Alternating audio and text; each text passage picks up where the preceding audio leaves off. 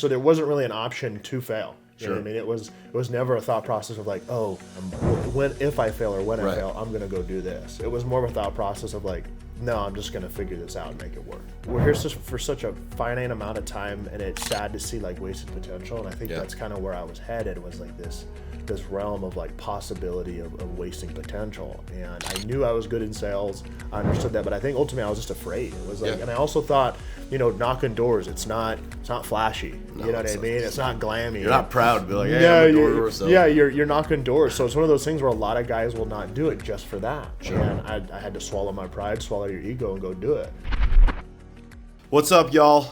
Welcome back to another episode of the Be Bright podcast, and we might have one of the brightest people I know. Without further ado, I'll pass it over to Seth Dozer to give a little bit of background about yourself and why you're here. Yeah, so Seth Dozer here. I've been with Bright Home now, coming on like, be 4 years in June. Yeah, but in solar years, that's like almost like dog years. Yeah, I know, that's like right? 28 years. Yeah, exactly. 30 years in the industry. No, I've been in it about almost 4 years now. Been with Bright Home. I've been in the industry before that as well. But a little bit about me, man. I mean, I grew up in the state, Arizona born and native. raised.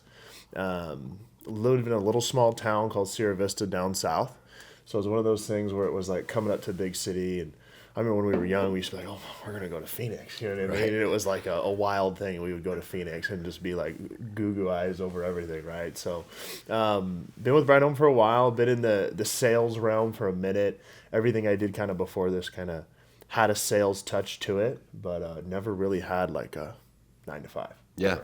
No, that's kind of unique, and it's kind of interesting whenever we talk to people, just different things. And like I grew up in a small town as well, and it's like it's very hard to describe because like when you're in it, like that's just like all you know. Like that's like your world, that's your universe, and like when you go outside of it to like the big city, like growing up to go to the mall was like 85 miles, one way, and it's like we're going up north like to the big city, and it was like 100 or 200,000 people, but it felt like enormous at the time. We would go up to Tucson, and my mom would be like, we're gonna go to Tucson and go school shopping. We had to like put on our nice clothes and do our hair, because it was like a real thing. It was a big thing, what I mean? So it's kind of funny being here now, and then you look, you're like, I don't know, no one gives a rip anymore. So, I know. It's like everything's so convenient, but I mean, kind of adding on to it, I guess to start off, obviously we'll get into solar where you're at now, but I really like to kind of focus on people's journeys because I think it's really easy, especially in solar. Like we have guys that come through and maybe that have even worked for you for a while, and it's like all they see is what they consider like a finished product, even though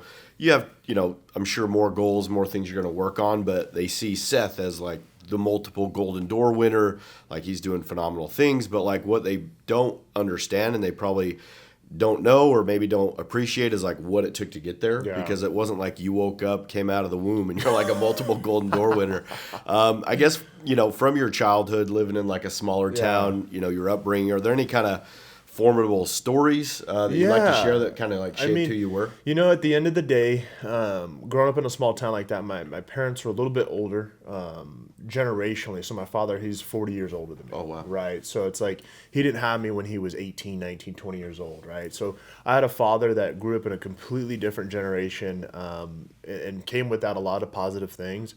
I would say the biggest influence, like right starting out as a young kid, is watching my father. And really at the end of the day, he came from a world of retail, right? Okay. So down there in southern Arizona, his father started a shoe business, which is kind of what it's called, the shoehorn, right?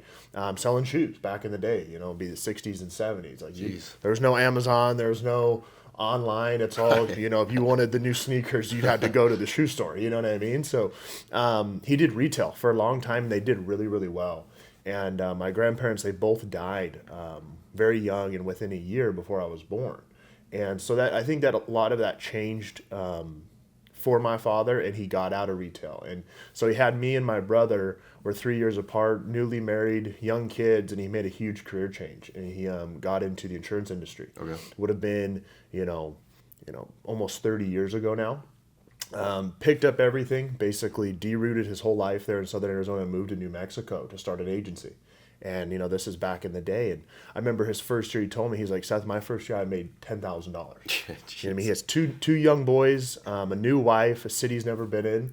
And he's, still doing it to this day. And he's, made it everything and, you know, completely successful. So as a young kid, I saw my dad get up every morning before I was up and come back by the time I was ready to go to bed. Yeah, you know, was he there for everything? Of course he was. But when it was time to work, it was time to work.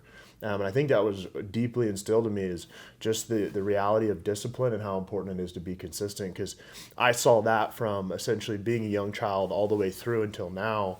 And it's done him wonders, right? It's given him everything he's ever wanted in life. So that was initially instilled into myself, and seeing my father, no matter it was rain, a good day, a bad day, no matter what happened within the family, he was out always going to provide for us, right? And it was early mornings and late nights.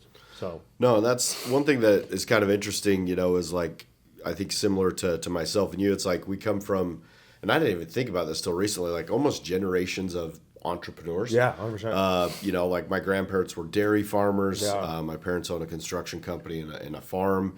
And like it, you know, it's something that growing up, it's almost like through osmosis a little bit, that it's like, there's no like calling out sick. There's no like, oh, I don't feel like it today. It's like rain, snow, sleet, hail, doesn't freaking matter. Like you got to go, you got to work and provide. And there's something too about a small town, like kind of having a legacy a little bit of like your last name means something. And I know I don't know if you want to hit on it, but you didn't really know your grandpa, but obviously there was plenty of times when. Yeah, there was my grandfather, even crazier, right? He had my dad when he was 17. My grandmother was 15. They were dairy farmers from Wisconsin. You know, so this is a completely different realm than most people live in, right? Having kids that young, and I can't even imagine being a 17-year-old kid and then, oh my gosh, I have 2 boys on the way, you know, within a year of each other. So he had one at 17 and then essentially at about 19. So he's a teenager having 2 sons. My grandmother had a bunch of lung issues, so they had to move to Tucson. This would have been back in the 60s.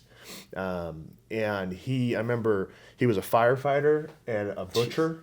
So he worked 2 jobs to basically make ends meet. But he died really young. And he died in his 50s before I was born. The same thing with my grandmother. But when I was growing up in town, people knew the store, knew the shoehorn, knew his name. He was very deep and within the community. So when I would go to school as a young boy or I'd meet people, they're like, "Oh, you're a dozer. I knew your grandfather. Like, you have a lot to live up to." And I'm like, "Oh God, you know, I'm like a 10-year-old kid. Like, I don't even know my own grandfather. These people are telling me like, hey, I knew your pressure. Yeah, no pressure." So it was one of those things. You grow up in a small town. You always someone was always watching, right? So you always had to be kind of on your A game and do the right thing. So yeah, definitely. I mean, but ultimately it all came back to like at a young age is like, that's just what we did. You know, it was like we didn't, you know, we had on the weekends, you know, we were kids, we'd play video games, but that thing was turned off and it was yard work on weekends. You know what I mean? It was like, all right, you had your fun, like, let's go, it's time to work. So there was really never a time where you could just sit down and lounge around. Like, it was always go time. Yeah. So. And, you know, that's awesome to kind of get to know a little bit more about you and what makes you you. And kind of going along your timeline here, obviously you were really big into sports and really dedicated. If you want to talk a little bit about maybe your sports career and anything you growing up there, I mean, most everybody played sports. There is Fort Huachuca. It's a heavily military community. Yeah. So all of like coaches were all either ex-military or police officers, you know what I mean? Or like sheriffs or, you know, DPS. So you always had like this militant style, which isn't a bad thing. It was great because it was a lot of structure. Sure. But no, sports is a huge part of my life. Played a lot of football, wrestled a lot. Played football since I was a young boy all the way into college. But that's a huge portion of it. It's like if you're playing sports at any level, at the end of the day, it's just going to instill discipline and dedication. But more importantly, it's like you get up into the college level, you quickly realize that everyone that's there is high quality, right? Sure. Like everyone's playing this sport at this level because they are very good. So the competition is so much greater.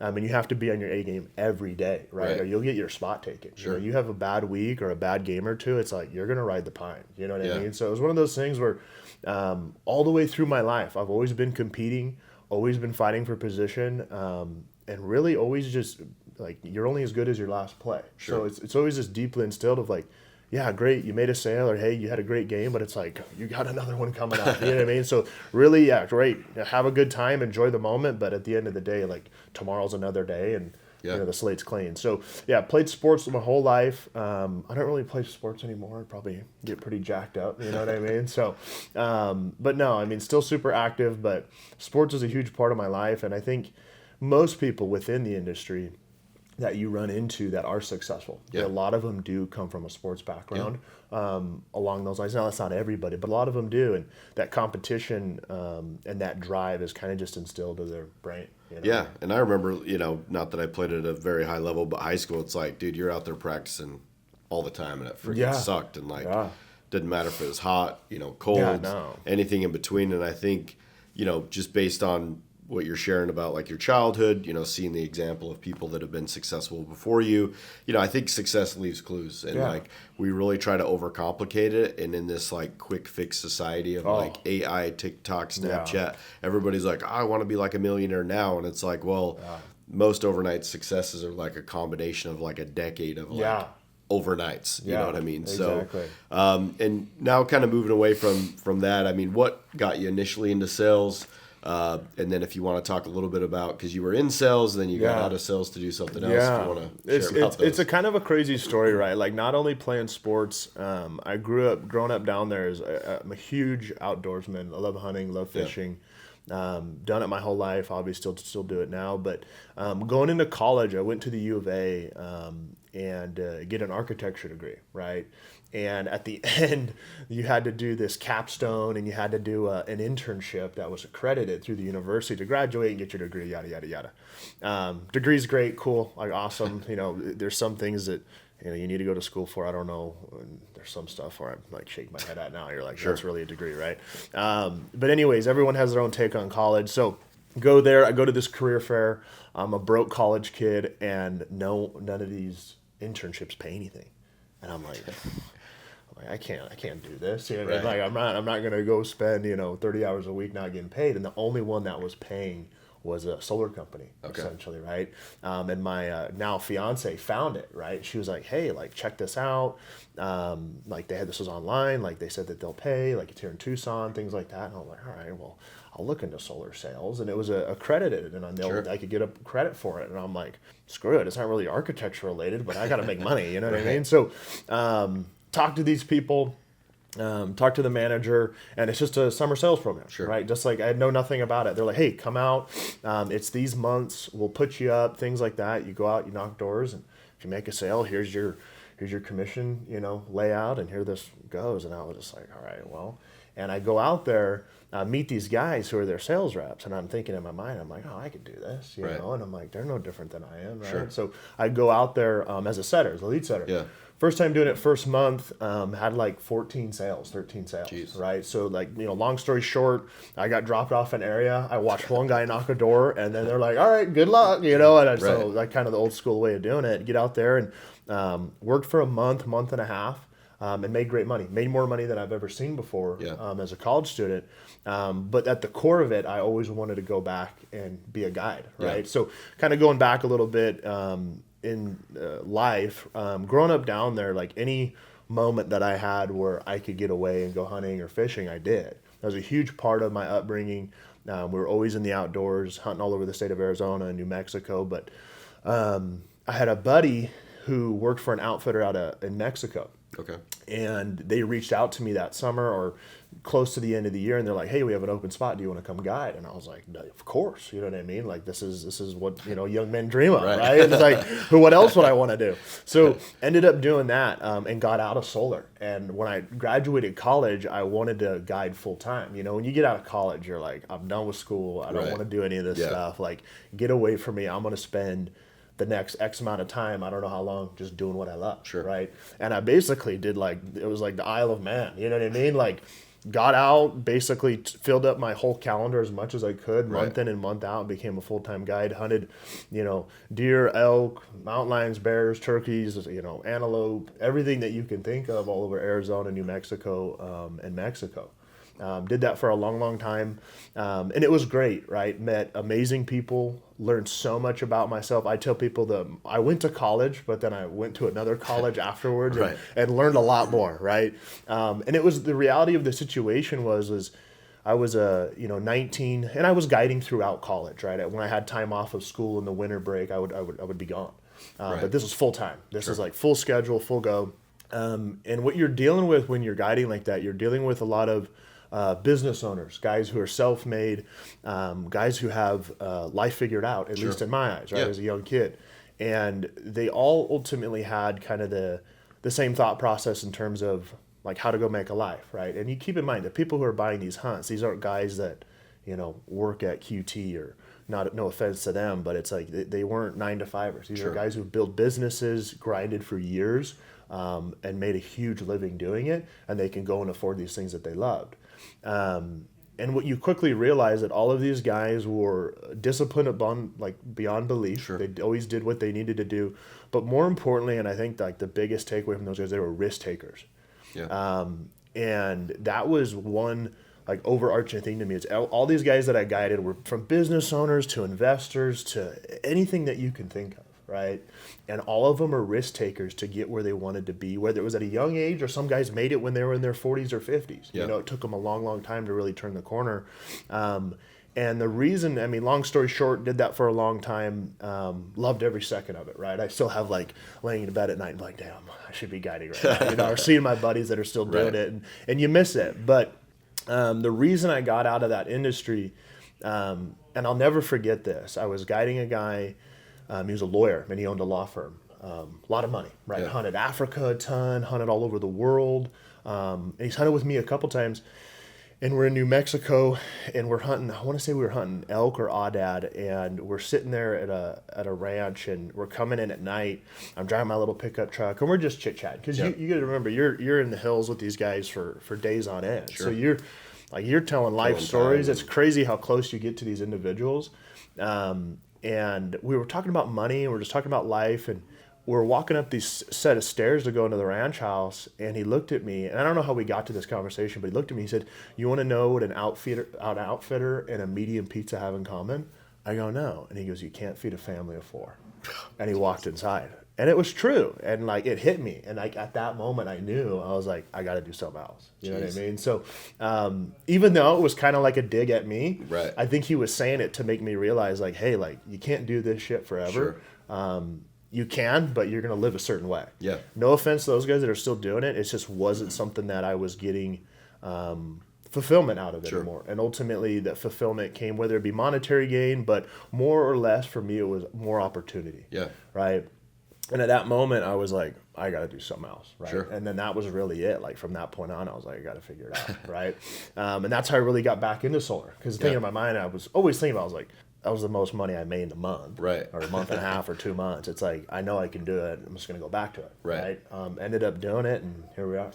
Yeah, no, and it's kind of interesting. I mean, I've always liked a quote that I kind of keep in the back of my mind every so often is like, what you are seeking is also seeking you. Yeah. And, you know, you have these moments in life that like at the time, you don't maybe see it as like groundbreaking or paradigm shifting, but obviously like now to look back and it's like somebody saw something in you that maybe deep down you thought you knew. Yeah. But like we're especially in these times of life when maybe you haven't had tons of success or maybe like you don't feel like you're reaching your full potential and you're like, maybe is this my baseline? Is this what my life's going to be? But to have somebody that was at least cared enough to at least dig at you and like kind of like try to get through to you that like, hey, this is kind of what I see.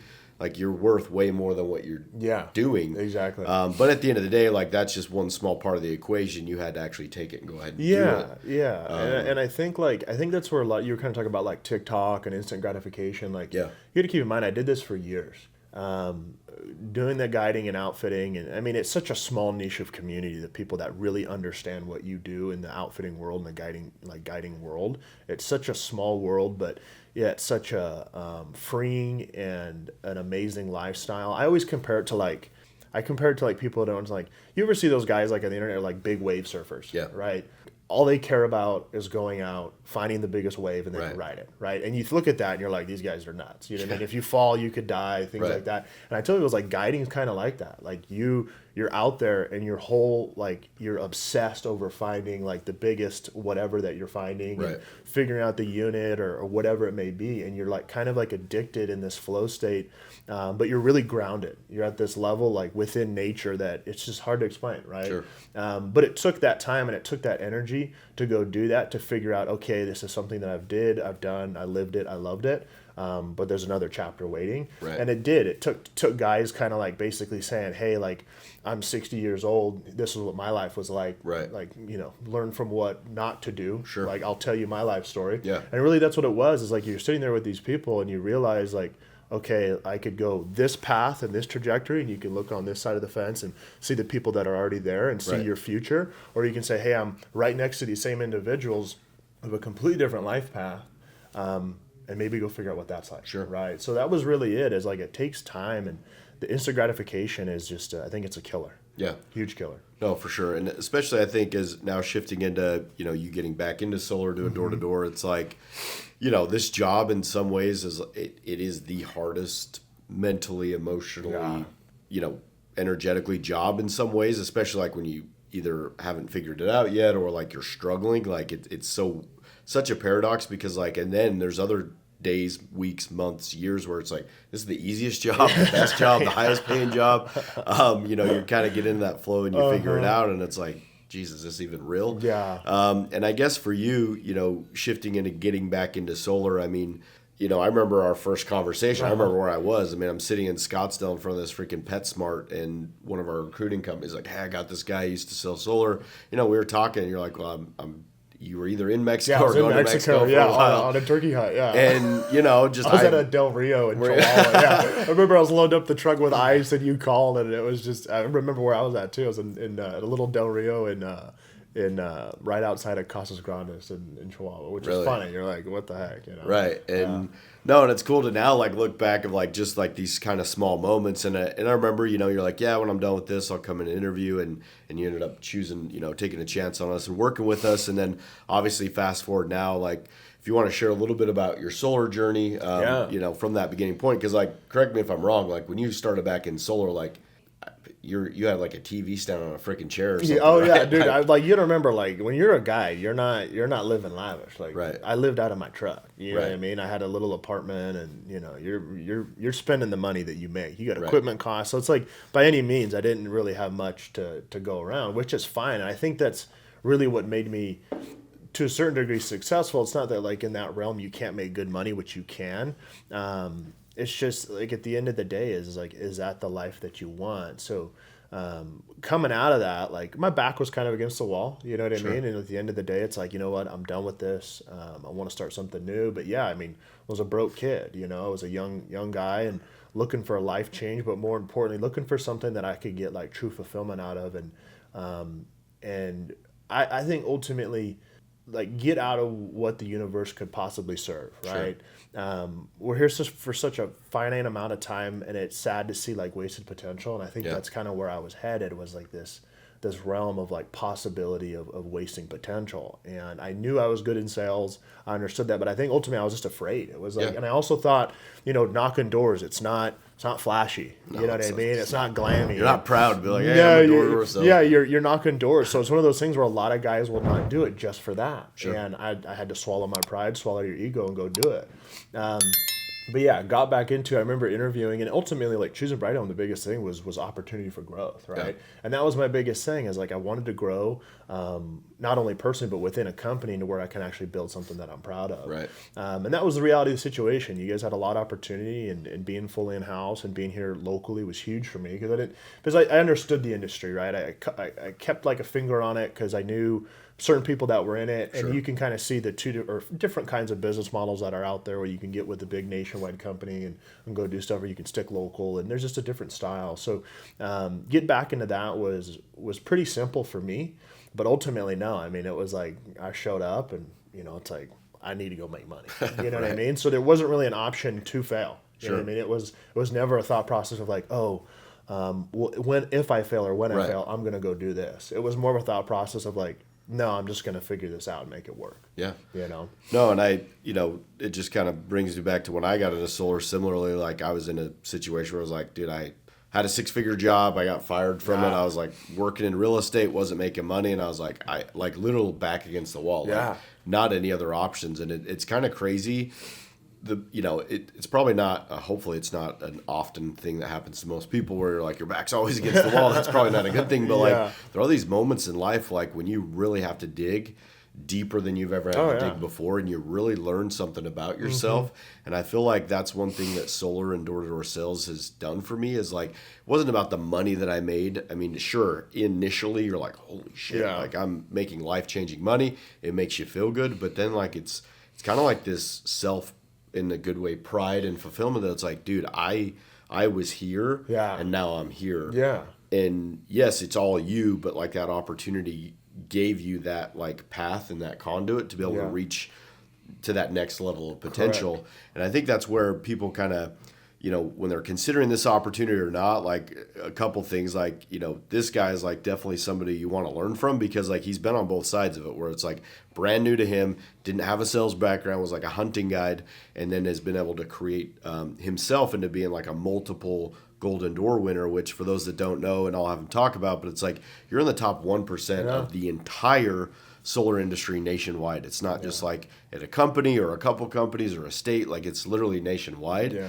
And on top of that, which we'll probably wrap the thing up with in a while with it, is like you've done it the right way. Like this industry is small.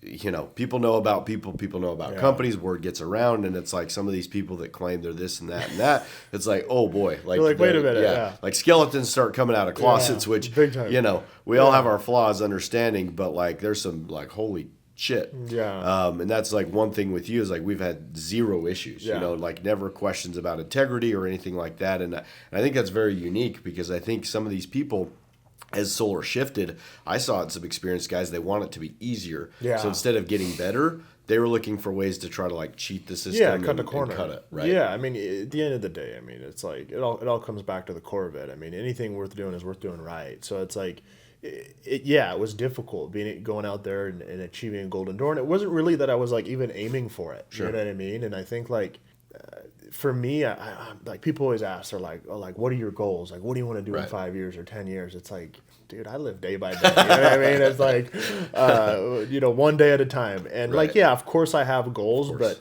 really what it comes down to is like being able to achieve that and go through that. I mean, you can't do without a solid company. Like at the end of the day. So I always tell people, it's like Golden Door is great. It's cool, but it's a team win at the end of the day. It's like you can make as many sales or more than anybody else in the country, but it's like there's so much in terms of the back end process, and I owe a lot of it to Bright Home Energy and people around me. So it's like, yeah, I got it, I achieved it, but it's, you know, it's a team effort at the end of the day, from point of sale to operations to communicating, to getting the design correct, to install, to, you know, the follow through, getting PTO. It's like there's so much stuff that I didn't do that is so crucial.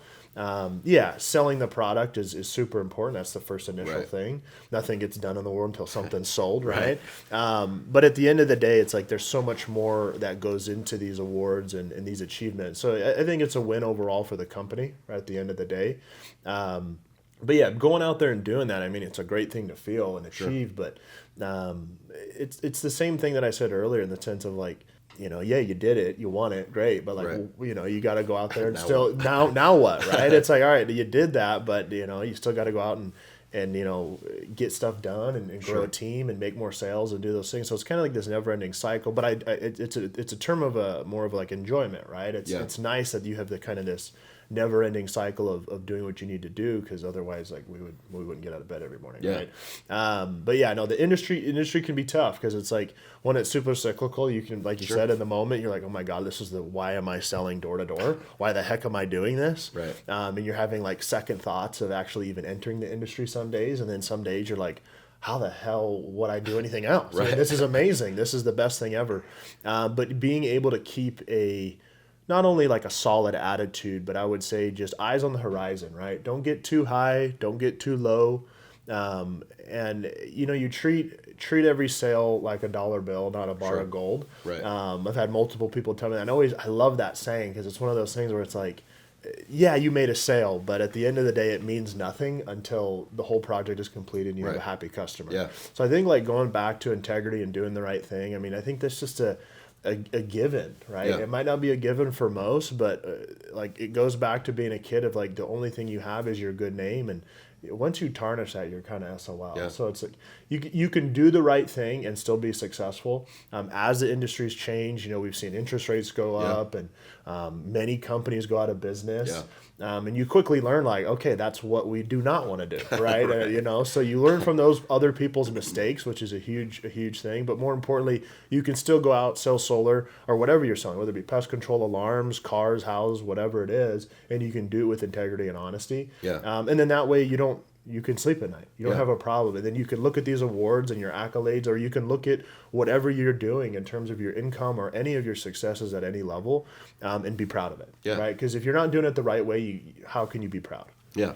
No, that's kind of interesting, in life is like, setting these goals and things we want to accomplish, whether it's a house, a car, golden door winner. Like we always think, hey, when I get this, I'm going to be happy. Man. I just can't wait. Like when I get that, like it's just going to be awesome. And you feel like you get, like, it's like you almost romanticize how awesome it's going to be. And then when you get there, it's nothing like that. You look around and you're like, I'm the same person. Same guy.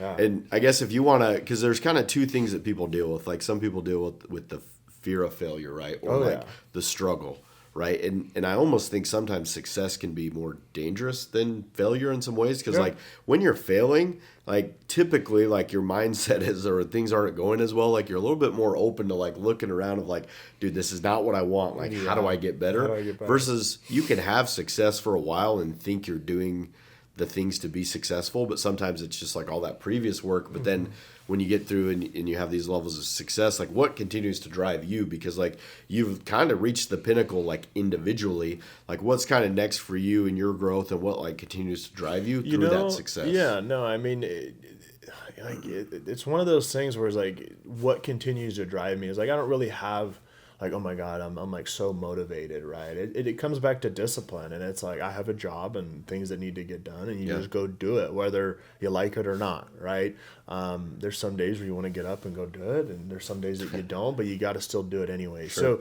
So in terms of, the pinnacle on a personal level, I mean, the golden door is great and doing all that thing, but I think more importantly in the future is duplicating that, right? Being able to teach other people how to do that and be successful. And I think that's like the ultimate gift, is be like, okay, I learned these things, right? I can pass it on to someone else and possibly change their life, right? Sure. And just like as you said, is like changing your life or whatever that may be is different for everybody, right? And one thing I will say is, just like you hit the nail on the head there, is in terms of, once I get X amount, then I'll be happy, or once I reach this, then I'll be happy. And it's like one of the dragons that we chase in life, right? That we'll never freaking catch. And that void that you're trying to fill with money, cars, clothes, or whatever you're into, it's a never-ending void, right? And you can throw those items into it, and it'll never fill up. And that quote-unquote happiness or being fulfilled, right? Now, for me, as I learned, it's come from gratitude, right? And really what you have to do is actually be grateful for the moment, and like actually be happy for what you have. And look around and realize that, hey, I was once here and now I'm here. Enjoy that, right? Because in an instant, it can all be taken away. And that's the reality of the situation. We see so many people in this industry that are all of a sudden at the top, and the next thing you know, they're at the bottom again. And you wonder why. And there's many different reasons, but ultimately to feel fulfilled, to feel happy, to enjoy the moment, it's gratitude, right? Being grateful for these moments, and being grateful for even being able to do this and have the opportunity, but also just the skill set. And because at the end of the day, a lot of it's, a God-given talent. It's, some things that you work hard and try to, be the best in, and work on your tactics and how to do the right thing. But ultimately, it's one of those things where if you're given a gift or you've been provided this in life, that you got to be grateful for that and for that moment. But in terms of next steps, it's just trying to duplicate that. Cool. For sure. Yeah, and I think, when I grew up, and I've talked about it a few times, like my mindset was always like, check this off the box, like I want to accomplish this, check it off the list, move on to the next thing, the next thing, the next thing. But what you realize is you get to a certain point in life is like, there's no checking this off the list and like moving on to the next thing, like whether it's health and fitness, right? Like you stop going to the gym and you start eating crappy, you're going backwards, right? With sales, like you say, oh, I'm going to work a couple days a week or a couple days a month, like eventually that's going to like add up. Yeah. And what I've always appreciated about you is I feel like you're just super process driven. Like you're more in love with the process and just like, I have a job to do, things that need to be done. Yeah. So people call it the grind. It's like not the app, but you know, the art of doing things. But I think like if you were to simplify it, and like the older I've gotten, I just feel like that's like where you need to find happiness and success because outcomes, man, they don't, you can't control them. Yeah, like there's no perfect equation. No. Like you can put in the correct amount of time, effort, whatever, and like things still, the ball may not bounce your way. But if you can find the gratitude in the process, if you can find happiness in the journey, like, and I tell this to people all the time. Like I was talking to my nephew about who might come out and sell, and I was like, dude, like the amount of money you make is going to be good, but the person you're going to become is going to be even better. And like, that's what like brings us joy. Like Matt, Nate, and I is like to see your success is like, yeah, we had a small part in that, but like our happiest times as business owners has been because of our people. Yeah. And our saddest times have been because of our people as well. Yeah. And it's like, there's this quote that says like, if you help enough people get what they want, you'll eventually get what you want. And so I think it's kind of cool to see your transition where it's like, hey, like I'm one man and I can do so much, but like, what if I can help serve, train, teach people. Others? Like how much more? And we're talking about like solar right now and working at Bright Home now. Like that's a finite thing. Like think of 50 years down the road. Like we're probably not, I hope I'm not still working at Bright Home in 50 years. I hope I'm retired by then. But you know, and you either, but it's going to be super cool to like one day look back like at Sips and Tyler Maynard and all those guys that like you helped. And it's like, you know, what, not just financially, what did they earn, but who did they become? Because like you learn from them, they learn from you, and there's kind of this community aspect. Yeah, definitely. No, there's definitely community. There's definitely camaraderie, and I think that's a huge part of it. Especially playing sports. Like some of the best parts of sports is the camaraderie, right? Yeah. Being in the room with a bunch of people that have a like-minded goal, but more importantly, you're doing it all together, right? And you're going through these peaks and valleys with one another. And you're all dealing essentially at the core with the same problem and the same successes. Yeah. So, you go through those processes together and being able to, share the good times and share the bad times, it really keeps you level-headed because it's at the end of the day, like kind of like you said, it's like this is the game of uncontrollables. You know what I mean? You can't control other people. You can't control if they show up or not. You can't control if they have good or bad credit, right? Which we wish we could. We wish we could control people's credit, right?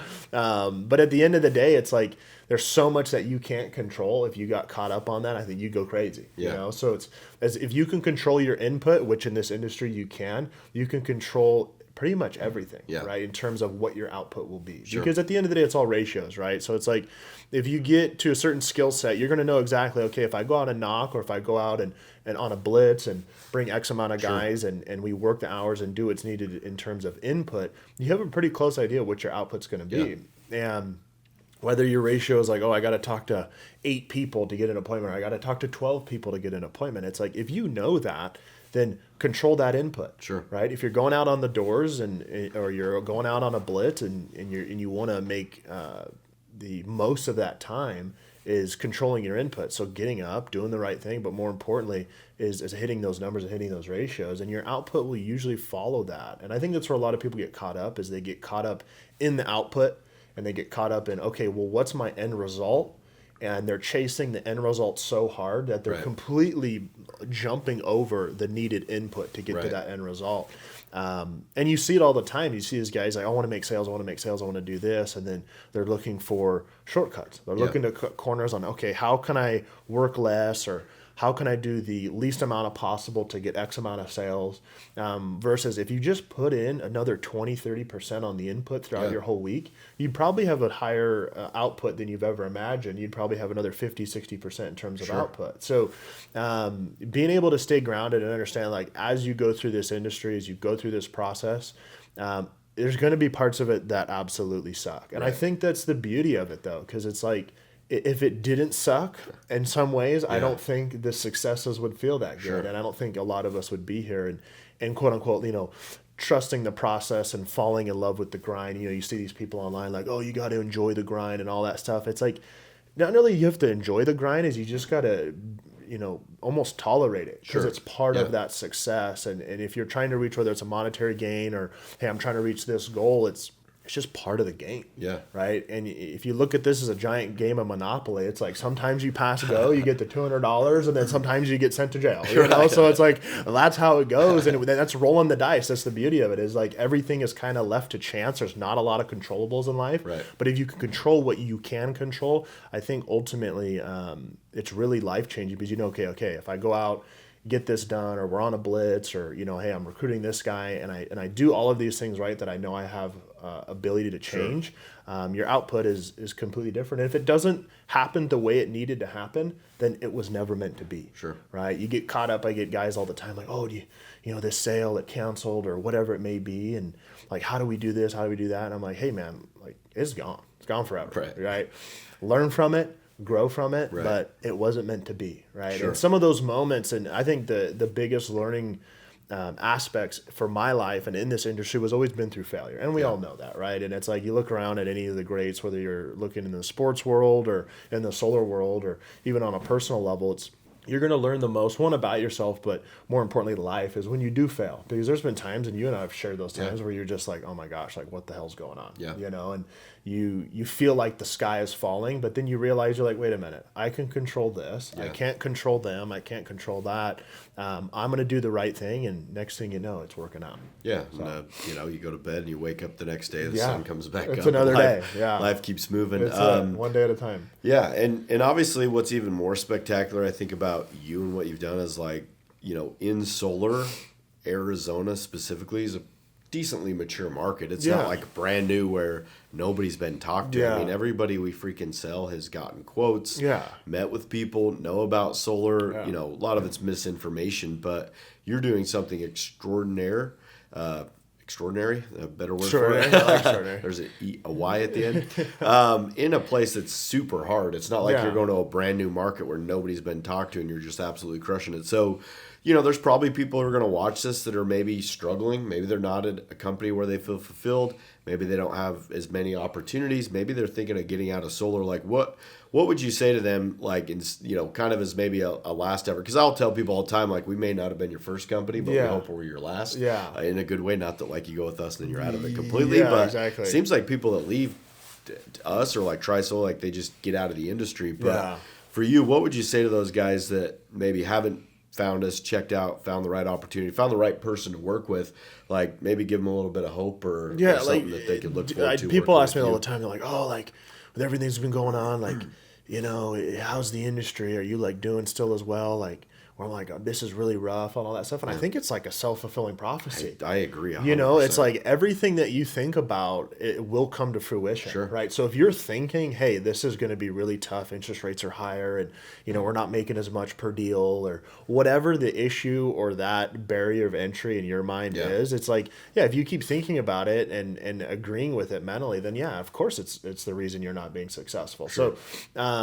it's just kind of like recently here, it's like you see, if we were to, switch the industry to like real estate, right? It's like average realtor, you look online, it makes like 60, 80 grand a year, right? So that's like the 4 average, homes a year. Right? And then you have some realtors here that make bonkers money, right? Which is, you're like, how do they do it? It's like, they don't care what's going on in the industry. They just go out and do the job and sell, and they continue. So really at the end of the day, whether it be someone wanting to get out of the industry, or they think that, oh my God, it's too saturated, or whatever it may be, it's all false. Yeah. Right. And it's like any preconceived notion that you put onto the opportunity on whatever you're doing, then of course, then that's going to be your thought process. So if you're thinking in your mind that, oh my gosh, this is so much harder, and selling back then used to be so much easier, and it very, very well might be, but you can't really focus on that because that's the past. Right. You can't change that. You can't change interest rates, even though that would be awesome. You can't change any of that. So the only thing that you can really do is go out there and do the right thing in terms of going out and being successful, and whether it's knocking doors or following up with leads, but being successful in a market like this is really coming down to being like a pro. And, Sure. and, Yeah. and you can't go out on doors and you can't meet with homeowners and be, cheesy and not look the part. It's like people want to do business with people who are professionals. Yep. And people want to do business who seem to have their shiz together, right? Yeah. And really, I think that's a lot of it. It's like when you go into these homes, you have to understand you're there to help people. Sure. And a lot of these guys who are focused on how the industry has changed is their sole focus is monetary gain, which Right. is important, right? The money makes the world go round. It's ultimately freedom for everybody, right? If you make X amount of dollars, you can go do what you want, yada, yada, yada, right? But we can't lose focus on what's important in the industry.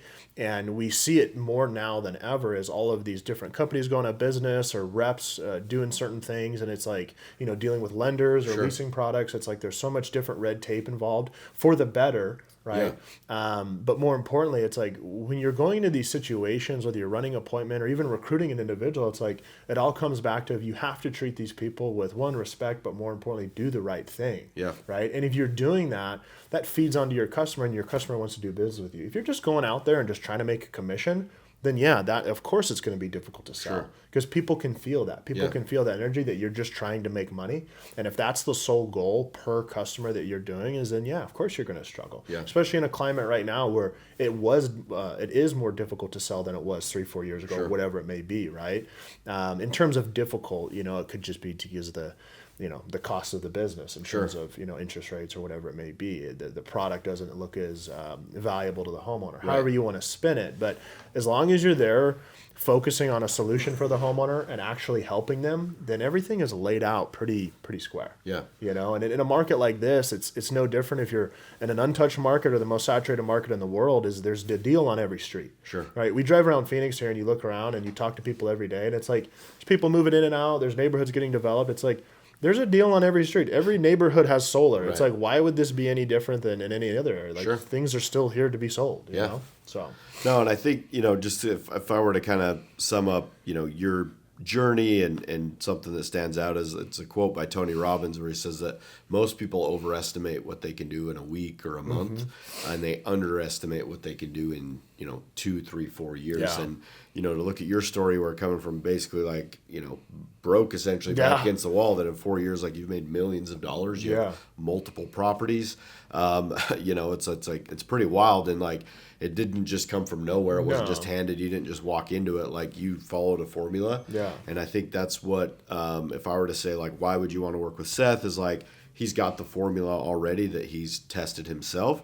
The hard part is like those people that have followed him and followed that formula have seen similar results. Yeah, definitely. But most people hop in and they're like, well, this formula doesn't feel like me. It doesn't feel right. Or it's hard. It's harder. It's it is hard. It's supposed to be hard. Yeah, don't wish it were easier. Like wish you were better. And I think that's where solar in Arizona is going, is like you need to be a professional. Yeah. You need to have a company that like can fulfill. You need to have people on your team that are mentoring you that are still doing it. It's not like Seth sitting in an office like, well, back in my day, I could throw a football over the mountains and sell 100 solar deals. Yeah. Like a lot of the top tier salespeople are like getting out of the industry and just mentoring. Like you're someone that's going to be able to teach people not just like how you did it, but how you're doing it. Yeah. And that's why you want to work with this guy. So if you feel like you're the right person, but maybe haven't found the right company, the right person to mentor you, the right opportunity, by being on Seth's team, he has some lead resources, a great team that are all successful. Like everybody on his team is earning 6 figures. Like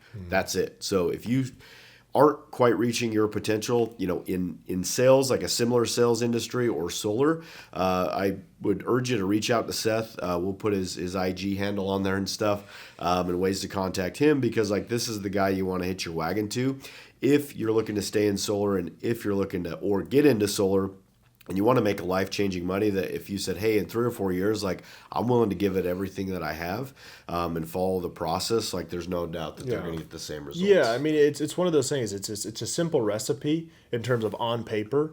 Okay, how do I go out? How do I do this? How do I achieve my goals? But on paper, it's an easy thing. Yeah. But going out every day and doing it is difficult. Sure. And like I was saying, it's supposed to be hard, right? If it wasn't difficult, then everyone would be out selling solar and making crazy money. But that's not the reality. And choosing something that is difficult, and I think that's where a lot of the fulfillment comes from, is being able to succeed in something that is hard. And then that goes back to the, ultimately the instant gratification, is we get a lot of people that, I'm going to try this, and they do it for a week or two, and they falter, and they fizzle out, and it's like, a week or two. It's like, holy cow, you know what I mean? Right. It's like, I don't think there's anything that you would be out in this world going and trying for a week or two. Yeah, if you tried it for a week or two, I don't think anybody would be good at any of it, right? So it's like, you got to give it the time and energy, but more importantly, the dedication and then the discipline, right? And this is such a discipline-heavy, I would just say craft, right? In the world of sales, right? There's so many different styles of sales, and it's all discipline based, and anybody that is successful, whether it's other people in the industry or whatever, is at the core of it. That's what it really comes back to. And you see it a lot. You see a lot of people are very disciplined. You see people not so much, and their results show that. Right. But no, it's kind of crazy. I mean, coming full circle and doing this, and really what it is like, I've always had these type of thought processes of like where I wanted to be in life, and the goals that I wanted to achieve, and things that I wanted out of life. But ultimately, I think I was in the wrong vehicle. Right. The discipline, the dedication, the structure, all of that stuff. I've always had that throughout my life, right? Whether it be playing sports, outfitting, guiding, but in the wrong vehicle, in the sense being able to make like that life-changing money, or being able to really alter my life in a way that could really affect myself and others. And that was really it, is the vehicle of solar, and being able to go out and grow as an individual and make the life that I wanted was huge, because you're uncapped. You have the potential to really do everything you ever wanted in this vehicle. But once I started going through life, and I tried this vehicle, this wasn't working out, I tried this vehicle, and then ultimately I landed here, and I had the right attitude, the right mindset. Once I plugged in, it was like, off to the races, right? And you're like, wow, this is the right vehicle now. I'm in the right position. I need to take advantage of it, right? So taking hold of that opportunity, and realizing, wow, this is a huge opportunity, right? You can make it to whatever you want. But again, it all comes back to how bad you want it, So no, and once again, appreciate having you on. Of course, appreciate the insight. It's really cool to see what you've done so far. But like I said, as you kind of shift into being able to grow and mentor people, and even life down the road. And I think if I were to think of a quote that probably sums Seth up, is like, it's that quote, like, don't just talk about it, be about it. So if you guys are tired of maybe just talking about it with yourself and you want to be about it, come join Seth, come join Bright Home Energy. But thanks for checking out the podcast. Please like this, subscribe it, follow Seth on the socials, hit him up, slide into his DMs. He's getting married, so this got to be business, not personal. But once again, thanks for coming to the Be Bright podcast with the one and only, the man, the myth, the legend, Seth Dozer. Thanks for checking us out. Thanks for having me.